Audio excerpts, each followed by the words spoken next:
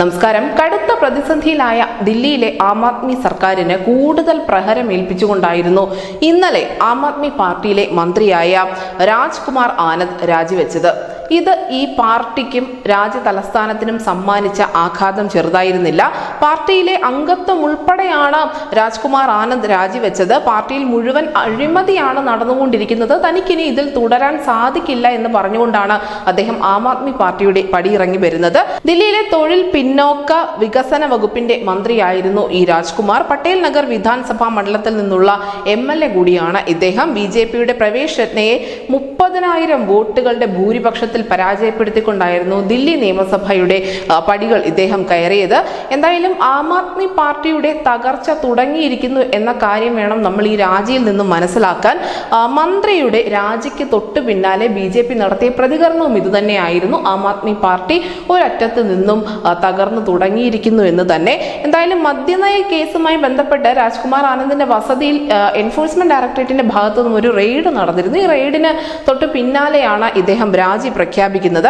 അതിനോടൊപ്പം തന്നെ അദ്ദേഹം പറയുന്നുണ്ട് താൻ ഇപ്പോൾ മറ്റൊരു പാർട്ടിയിലേക്കും പോകുന്നില്ല എന്നുകൂടി.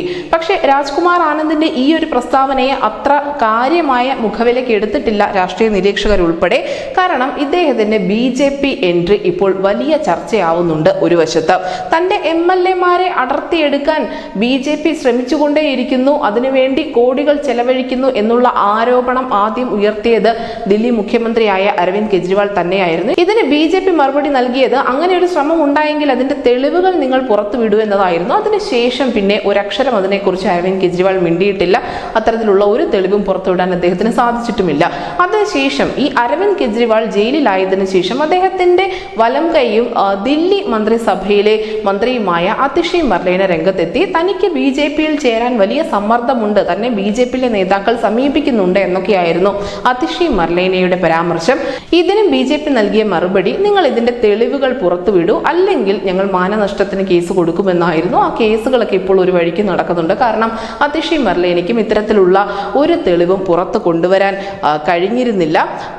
നിലവിൽ എന്തായാലും അരവിന്ദ് കെജ്രിവാളിന്റെ രാജി ആവശ്യപ്പെട്ടുകൊണ്ട് രാജ്യ തലസ്ഥാനത്ത് വലിയ സമ്മർദ്ദമാണ് BJP നടത്തിക്കൊണ്ടിരിക്കുന്നത്. അതിന്റെ ഭാഗമായി നിരവധി പ്രക്ഷോഭ പരിപാടികൾ, പ്രതിഷേധ പരിപാടികളൊക്കെയും നടത്തുന്നുണ്ട്. കഴിഞ്ഞ ദിവസം വന്ന ദില്ലി ഹൈക്കോടതി വിധി BJP പ്രവർത്തകർക്ക് കൂടുതൽ ആവേശം നൽകുന്നുമുണ്ട്.